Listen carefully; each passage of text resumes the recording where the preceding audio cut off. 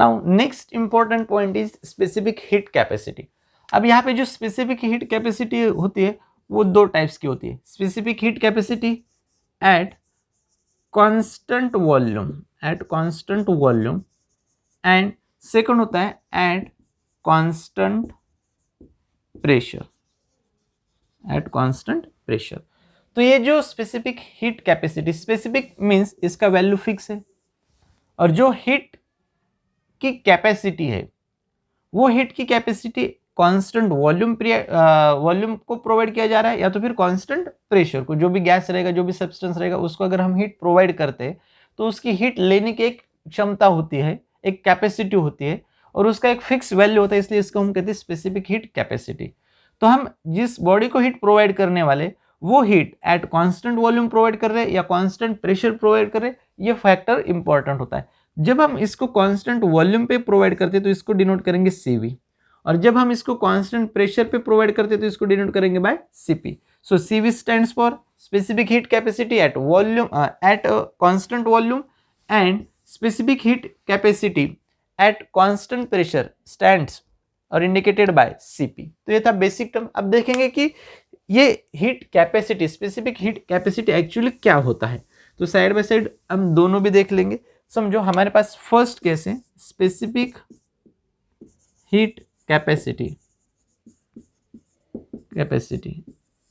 Eight constant volume. तो इस case में देखो हमें क्या करना होता है, तो हमारे पास समझो जो मास है, गैस है कोई भी, और उस गैस का जो मास है वो मास हमने कंसिडर किया 1 kg, ठीक है। इसका जो इनिशियल टेम्परेचर था, इनिशियल टेम्परेचर वो कंसिडर करो 25 degree Celsius, and final temperature जो था, फाइनल टेम्परेचर 26 डिग्री सेल्सियस। तो इस केस में जो यूनिट मास था, जिसका मास 1 kg था, इसका टेम्परेचर कितने डिग्री से बढ़ा, तो इसका टेम्परेचर 1 डिग्री से बढ़ा। इनिशियल टेम्परेचर था 25, फाइनल टेम्परेचर मिला 26। तो यहाँ पे 1 डिग्री सेल्सियस टेम्परेचर को हमें बढ़ाना था। यहाँ पे जो हमने टेम्परेचर इंक्रीज किया, it is increase by 1 degree Celsius. So to increase temperature by unit, ठीक है, यानी कि 1 से अगर हमें टेम्परेचर बढ़ाना है तो इसके लिए जो हीट हम प्रोवाइड करेंगे इस कंडीशन में, तो ये जो हीट लगने वाला है, तो इसी हीट को कहते हैं स्पेसिफिक हीट। लेकिन जब हमने ये हीट प्रोवाइड किया, ये कंडीशन एक्वायर करने के लिए, उस वक्त हमने किसको कांस्टेंट रखा, वॉल्यूम को कांस्टेंट रखा। समझो हमारे पास यहाँ पे एक वेसल है और इसके ऊपर ये ऊपर से लीड या तो फिर पिस्टन है, ऐसे समझो एक ढक्कन रखा है, इसके अंदर ये वाला 1 kg वाला गैस है और इसको हमने हीट करना स्टार्ट कर दिया। अब हीट इस तरह से करना है कि हीट प्रोवाइड करने के बाद टेम्परेचर सिर्फ 1 यूनिट से ही चेंज होगा, temperature is change bye 1 unit, और उस वक्त ये लीड ऊपर या फिर नीचे नहीं आने वाला, यही पे फिक्स होगा। तो इस कंडीशन में वॉल्यूम क्या हुआ, वॉल्यूम हमारा कांस्टेंट हुआ।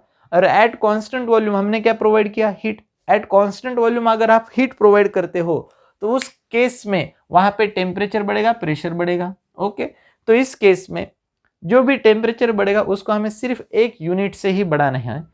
तो इस कंडीशन को एक्वायर करने के लिए हम जो भी हीट प्रोवाइड करेंगे, उस हीट का जो वैल्यू होता है उसे कहेंगे specific heat capacity at constant volume, क्योंकि हमने यहाँ पे क्या रखा था, कांस्टेंट, तो यहाँ पे हमारा वॉल्यूम कांस्टेंट था। इसी तरीके से सेम कंडीशन, लेकिन हमने कहा कि कांस्टेंट प्रेशर।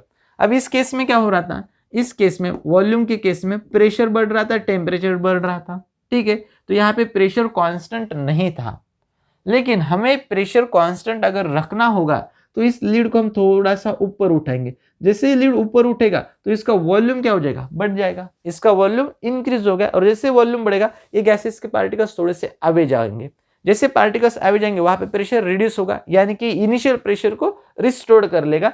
तो यहाँ पे जब हम कांस्टेंट प्रेशर लिखेंगे तो ये ढक्कन, ये जो लीड है, जो पिस्टन, ये ऊपर ऊपर ऊपर ऊपर चले जाएगा। तो यहाँ पे हम कांस्टेंट प्रेशर का प्रोसेस मेंटेन कर सकते हैं। तो ये तो दोनों प्रोसेस कि कांस्टेंट वॉल्यूम में क्या होता है, कांस्टेंट प्रेशर में क्या होता है। तो इसी को कहेंगे Cp and Cv, that is specific heat capacity at constant volume and specific heat capacity at constant pressure. शायद दोनों भी आपको टर्म्स अच्छे से क्लियर होंगे। तो हम देखेंगे कि यहाँ पे आगे का प्रोसेस क्या होता है। देखेंगे कि ये जो रिलेशन है Cp एंड Cv में क्या रिलेशन है, उस रिलेशन को अब हम कैलकुलेट करते हैं। तो यहाँ पे हमने बेसिक देख लिया कि specific heat capacity at constant volume and constant pressure exactly क्या होता है। तो सेम एग्जांपल हम कंसीडर करने वाले कि हमारे पास एक कंटेनर है, यहाँ पे एक लीड है, इसके अंदर कुछ गैस है। पहले में जब हम स्पेसिफिक हीट के बारे में बात करते तो उसमें 1 यूनिट होना बहुत कंपल्सरी, चाहे वो 1 ग्राम हो, 1 kg हो, 1 टन हो, वो 1 के फॉर्मेट में ही होना बहुत कंपल्सरी। और इसको हमने हीटिंग का प्रोसेस स्टार्ट किया, तो इसको जो हीट सप्लाई किया, समझो that heat supplied is dq1, ठीक है।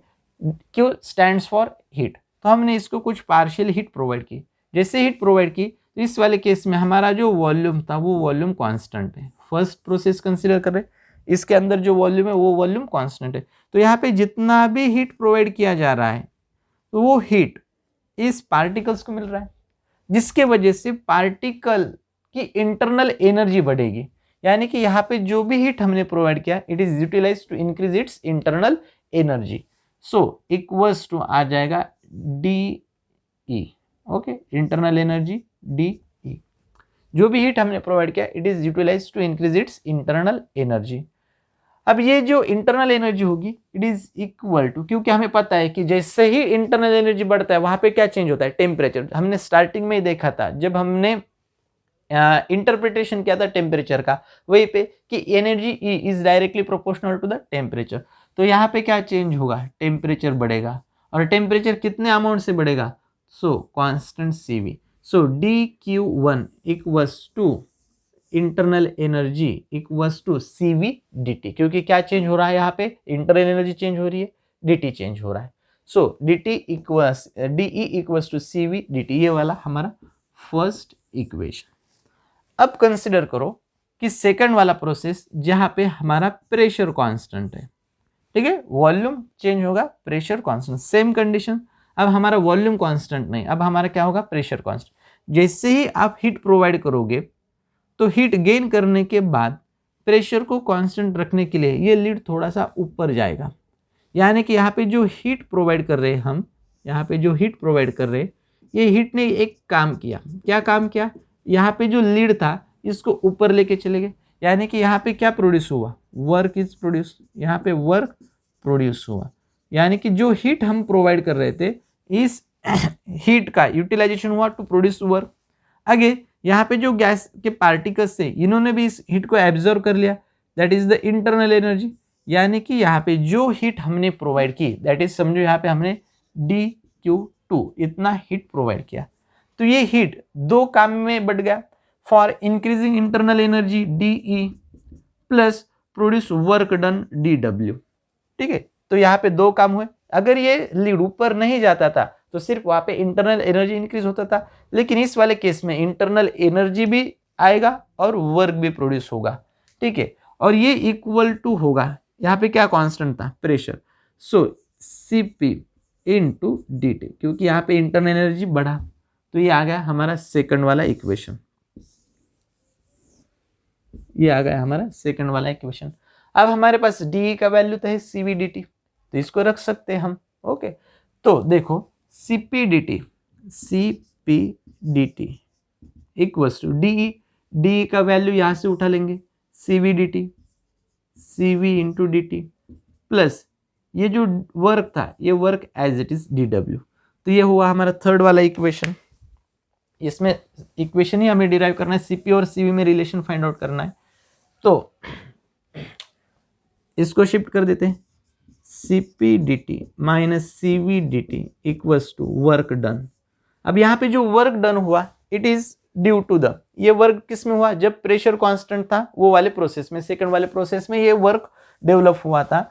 तो इसको हम लिख देंगे Pdv, क्योंकि वर्क जो होता है, work is the product of pressure and volume, और यहाँ पे हमारा वॉल्यूम चेंज हो रहा है, तो Cp माइनस Cv, और यहाँ पे क्या कॉमन है, dt कॉमन, सो P इंटू dV। ये हमारा आ गया थर्ड रिलेशन, इसको भी ब्रैकेट में लिख देंगे, ये हुआ हमारा थर्ड इक्वेशन बेसिकली। अब देखो Cp minus Cv into dt, अब यहाँ पे P dV जो है इसको हम रिप्लेस करेंगे। देखो PV pressure into volume equals to क्या फॉर्मूला होता है, RT। ओके, सिंगल मॉलिक्यूल रहा तो यहाँ पे nRT जो है 1 मोल के लिए, तो 1 मोल के लिए PV इक्वल्स टू RT, तो यहाँ से हमें PV को रिप्लेस करना है। सो अब हमारा क्या चेंज हो रहा है, हमारा चेंज हो रहा है वॉल्यूम, सो हमने लिख दिया P dV, प्रेशर कांस्टेंट। उसी तरह से वॉल्यूम चेंज होने के बाद टेम्परेचर भी क्या हो रहा है, चेंज हो रहा है, R again constant, so R dt, so P dV is replaced by R dt, so Cp minus Cv into dt, Cp minus Cv into dt equals to आ जाएगा, P dV को रिप्लेस कर देंगे R dt। Okay, so dt dt get cancel, so Cp minus Cv equals to R, Cp minus Cv equals to क्या equation मिला हमें, R, that is universal gas constant. यानी कि यहाँ पे हमने फाइंड आउट किया relation between Cp, Cv and R। तो इसमें से Cp क्या था, ग्रेटर था। Cp क्यों बड़ा था, Cp इसलिए बड़ा था क्योंकि यहाँ पे जो एनर्जी हमने प्रोवाइड की, it is utilise to increase the internal energy as well as work done, इसलिए Cp बड़ा, इसलिए Cp माइनस Cv लिख दिया। और ये जो रिलेशन मिला इसको कहते हैं Mayer's relation, this is known as Mayer's relation. अब यहाँ पे Cp एंड Cv जो होता है, ये specific heat, this are in calories, while universal gas constant जो है ये आता है जूल के फॉर्मेट में। ओके, जूल पर मोल केल्विन के इस फॉर्मेट में हम इसको लिख सकते हैं, लेकिन इसको कन्वर्ट करने के लिए यहाँ पे कैलोरीज है, यहाँ पे जूल है, तो इसके लिए हमें एक मैकेनिकल इक्विवेलेंट लाना पड़ेगा जो इनको कन्वर्ट कर सके। इसलिए बेसिकली दोनों को इक्विवेलेंट लिखने के लिए हम लिखते हैं Cp minus Cv equals to R divided by J। जो R है उसको कैलोरीज में लाने के लिए हम डिवाइड करेंगे J से। अब ये क्या होगा, इक्वल हो गया, ये जो स्टेटमेंट है ये इक्वल हो गया। क्यों, क्योंकि Cp and Cvs are counted in calories while R is in joule, तो ये आ गया Cp minus Cv by J।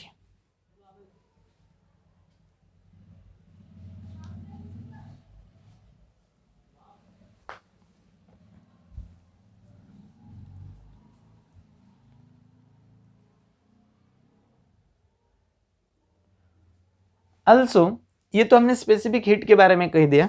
Also जो प्रिंसिपल हीट होता है, प्रिंसिपल स्पेसिफिक हीट, उसको भी हम यहाँ पे रिलेट कर देंगे। एक बुक में छोटे छोटे पॉइंट है। जो Cp होता है, Cp इसको लिख देता है m not, that is molar mass into Sp, और जो Cv होता है इसको लिखते हैं m not, that is molar mass again and Cv। तो यहाँ पे Sp and Sv are the principal heat, specific principal heat. तो ये Cp और Cv का रिलेशन है। अगर आपको ये वैल्यूज पता होंगे तो इसको हम रिप्लेस कर सकते हैं, दोनों में से क्या कॉमन निकलेगा, m not, so Sp minus Sv equals to आ जाएगा equation R divided by molar mass into J। So this is the relation between principal heat, this is the relation between specific heat. कभी कभी इसके ऊपर भी numerical आ जाता है, इसलिए इसको भी याद रखना जरूरी है। ये दोनों रिलेशंस याद रखो, आप इसको फिर एक डिराइव कर सकते हो। तो यहाँ पे जो स्पेसिफिक हीट था उससे रिलेटेड ये थे पूरे बेसिक पॉइंट्स। तो बेसिकली मेयर्स रिलेशन क्या होता है और किस तरह से उसे कैलकुलेट करना वो तो हमने अब देख लिया। अब देखेंगे कि अगर मोनो एटॉमिक, डायटॉमिक या तो फिर पॉलीएटॉमिक गैस होता है तो उसमें Cp एंड Cv का रोल किस तरह से आता है, और उस केस में Cp बाय Cv का एक रेशो निकल के आता है, उस रेशो का वैल्यू कितना होता है या तो फिर Cp एंड Cv के वैल्यूज क्या होते हैं उनको अब हम कैलकुलेट कर लेंगे। तो सबसे पहले हम कंसिडर करने वाले फर्स्ट केस जिसके अंदर हम अपना मोनो एटॉमिक गैस कंसिडर कर लेंगे। ओके, अब मोनो एटॉमिक गैस जब हमने कंसिडर किया तो हमें पता है कि for mono atomic gas degree of freedom जो होता है, डिग्री ऑफ फ्रीडम इज 3। तो इस केस में जो एनर्जी का रिलेशन है, एनर्जी इक्वल्स टू वो होता है 3/2 RT। ओके, 3/2 RT, और यहाँ पे हम लिखते हैं divided by N, that is energy per unit molecule, अगर हमने यहाँ पे total number of molecules consider कर लिए, that is Na, that is Avogadro's number, then we have relation E equals to 3/2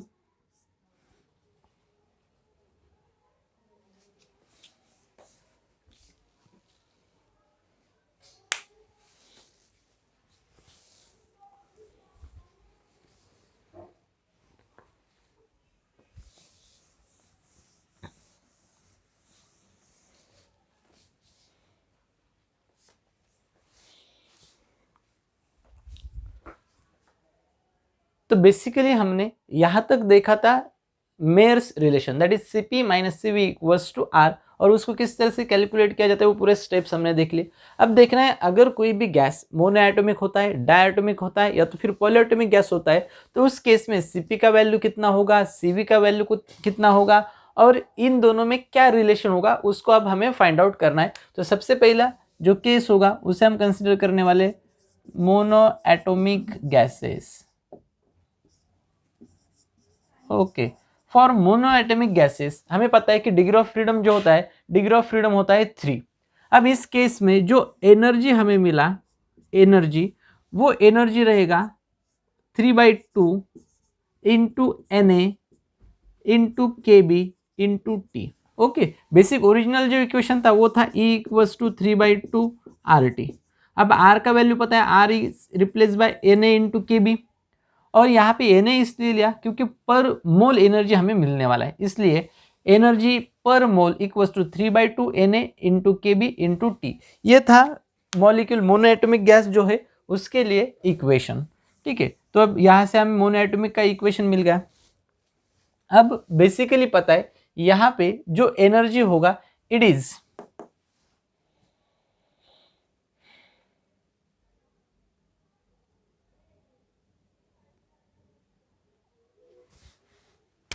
okay.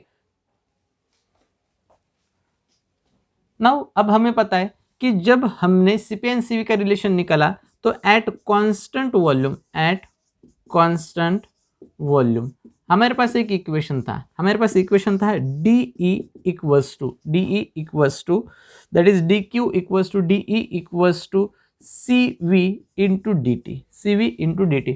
तो इसी के साथ इसको अगर हम रिलेट करेंगे तो ये आ जाएगा therefore CV into T equals to मिलने वाला है 3/2 Na into Kb into T. Okay, so T from both side get cancel. यहाँ पे पार्शियल था, अगर हम इसे लिख देंगे तो इस रिलेशन को हम इस तरह से लिख सकते हैं E equals to CV into T. ठीक है, तो यहाँ पे CV इंटू टी, यहाँ पे T get cancel, so CV equals to हमें मिला 3/2 Na इंटू Kb। ओके, आगे चल के हम इसको ऐसे भी लिख सकते हैं CV इक्वल्स टू, हमें पता था अभी हमने देखा Na इंटू Kb क्या होता है R, so CV equals to 3/2 R। तो ये फॉर्मूला मिला हमें CV का फॉर मोनोएटॉमिक गैसेस। अब हमारे पास जो मेयर्स रिलेशन था, Cp minus CV equals to R, therefore Cp equals to relation होगा R प्लस CV। तो हमारे पास CV का value 3/2 R, so equals to यहाँ पे R प्लस 3/2 R। इसको ऐड करने के बाद ये हो जाएगा 5/2 R। सो Cp का वैल्यू हमारे पास आ गया 5/2 R, CV का वैल्यू है 3/2 R। अगर हम दोनों का रेशो लेते तो उसे इंडिकेट करते हैं बाय गैमा से, so gamma equals to Cp divided by CV। Okay, so Cp divided by CV equals to 5/2 divided by 3/2, 2 again get cancel and equations become 5/3. Okay, so this is the equation for monoatomic gas। ये equation आपको याद रखना है कि जिसके अंदर Cp/Cv जो ratio होता है इट इज कांस्टेंट एंड ये रेशो होगा 5/3। तो ये था बेसिक कि मोनोएटॉमिक गैसेस के लिए Cp एंड Cv के वैल्यूज क्या होंगे और उनमें रिलेशन क्या होगा। अब हम नेक्स्ट देखेंगे कि अगर डायटोमिक गैस होता है तो डायटोमिक गैसेस के लिए इस रिलेशन को किस तरह से हमें फाइंड आउट करना है। ठीक है, तो उसके लिए सेम प्रोसीजर हमें फॉलो करना पड़ेगा जिस तरह से इसमें किया है, तो उसको सॉल्व करके देखेंगे कि डायटोमिक में कितना वैल्यू आएगा Cp एंड Cv का।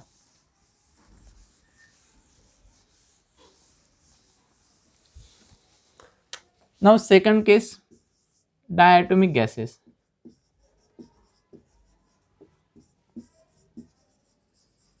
अब हमें पता है कि डिग्री ऑफ फ्रीडम जो होता है डायटोमिक गैसेस के लिए, डिग्री ऑफ फ्रीडम कितना होता है 5।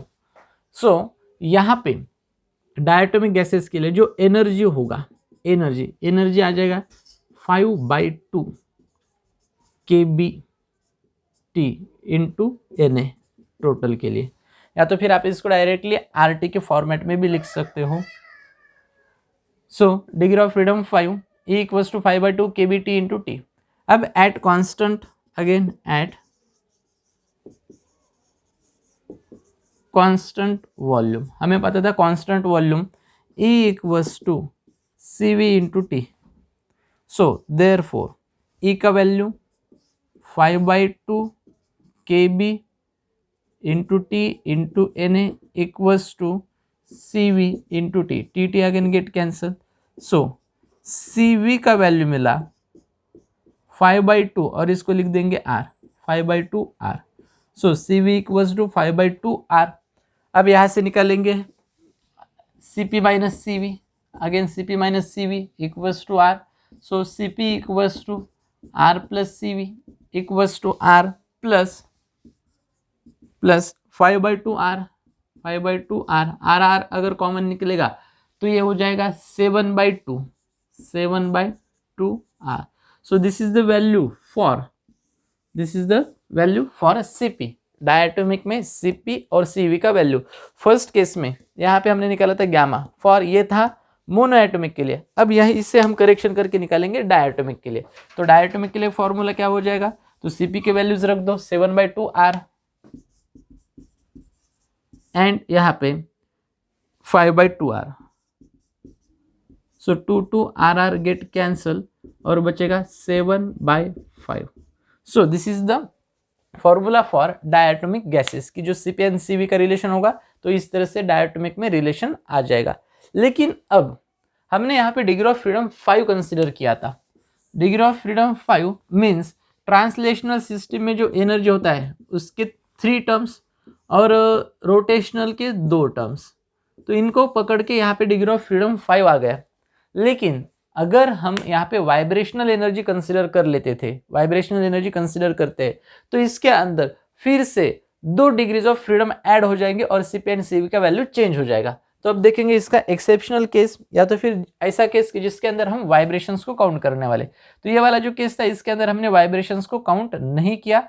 अब देखेंगे कि वाइब्रेशंस को अगर काउंट करते हैं तो उसका इक्वेशन किस तरह से आता है। तो अब हम देखेंगे कि वाइब्रेशन कंसिडर करने के बाद क्या आता है। कंसिडरिंग वाइब्रेशन, जब हम वाइब्रेशंस को कंसिडर करेंगे तो देखो डिग्री ऑफ फ्रीडम जो होता है वो डिग्री ऑफ फ्रीडम आता है 7, degree of freedom equals to 7। कैसे 7, तो जो ट्रांसलेशनल सिस्टम थी उसके 3 डिग्रीज ऑफ फ्रीडम, ओके, जिसके अंदर half of mv(x²) plus half of mvy² plus half of mvz² आता है।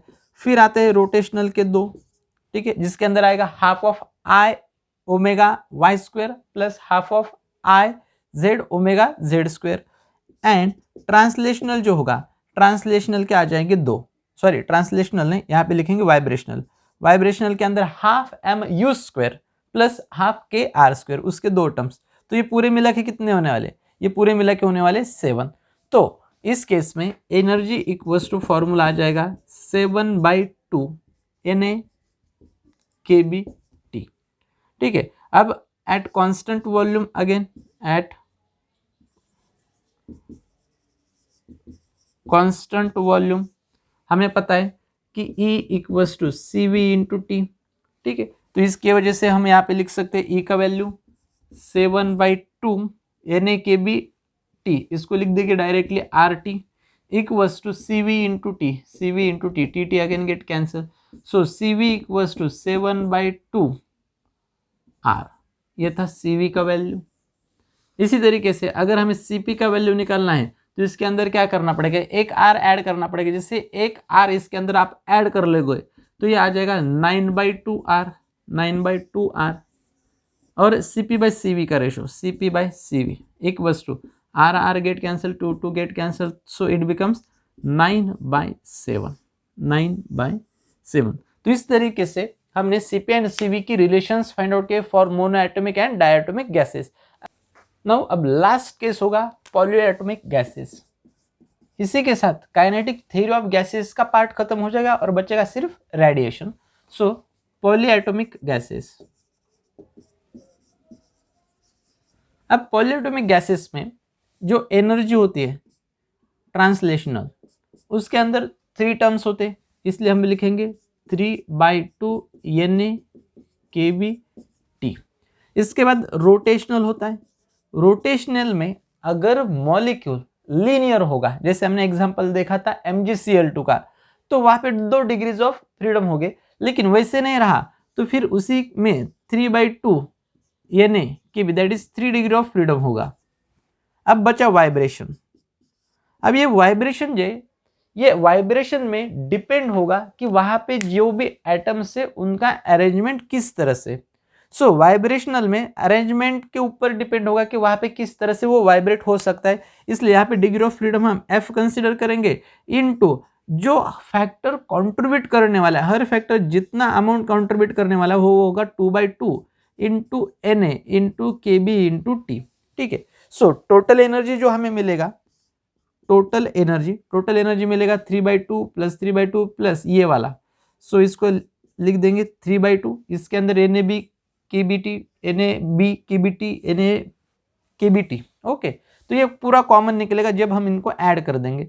सो 3/2 plus 3/2 plus F into 2/2 into बाहर कॉमन में Na kBT। उसी तरह से अगर हम इस 2 को कॉमन निकाल लेंगे तो ये 2 भी आ जाएगा डिवाइडेशन में, 6 प्लस,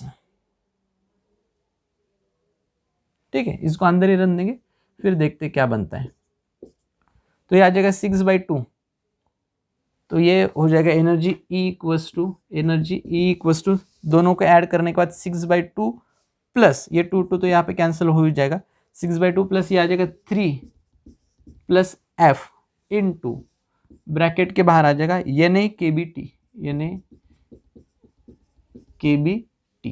ओके, तो इस तरह से ये आ गया। अब यहीं पे हमें पता है एट कांस्टेंट वॉल्यूम वाला प्रोसेस कि E equals to CV into T, therefore CV equals to, ये दोनों केसेस में TT get cancel, CV equals to आ जाएगा 3 plus F into Na kB को हम लिख देंगे R, सिंपली R। ठीक है, सो 3 प्लस F इंटू R। और CP में क्या होता है, एक R ऐड हो जाता है, R plus 3 plus F into R। Okay, तो इसको कैलकुलेट करने के बाद 3R प्लस R 4R हो जाएगा। ओके, सो 4 प्लस F इंटू R फिर से कॉमन निकलेगा, सो ये वैल्यू आ गया CP का। तो हमारे पास CP एंड CV के वैल्यूज है फॉर पॉलीएटॉमिक गैसेस। अब यहाँ से हम CP/CV रेशो निकाल सकते हैं। CP/CV दोनों को डिवाइड करेंगे तो RR गेट कैंसिल, सो ये आ जाएगा 4 प्लस F डिवाइडेड बाय इसका वैल्यू रखेंगे तो 3 प्लस F। ठीक है, तो ये होगा CP/CV फॉर पॉलीएटॉमिक गैसेस। इसमें सिर्फ आपको वाइब्रेशन का डिग्री ऑफ फ्रीडम आपको पता होगा तो उसका वैल्यू रखने के बाद यहाँ पे ये आंसर आ जाएगा। सो इस तरीके से हमने CP एंड CV पूरे गैसेस के जितने भी स्टेट्स है, monoatomic, diatomic and polyatomic gases, तो उनके लिए यहाँ पे हमने पूरा एक्सप्लेन कर दिया। अब नेक्स्ट पार्ट होगा related to radiation, completely related to अब रेडिएशन होगा। यहाँ तक पूरा काइनेटिक थ्योरी ऑफ गैसेस जो था तो सिर्फ काइनेटिक थ्योरी ऑफ गैसेस के लिए खत्म हुआ, रेडिएशन का पार्ट बाकी वो अब हम कंटिन्यू कर लेंगे।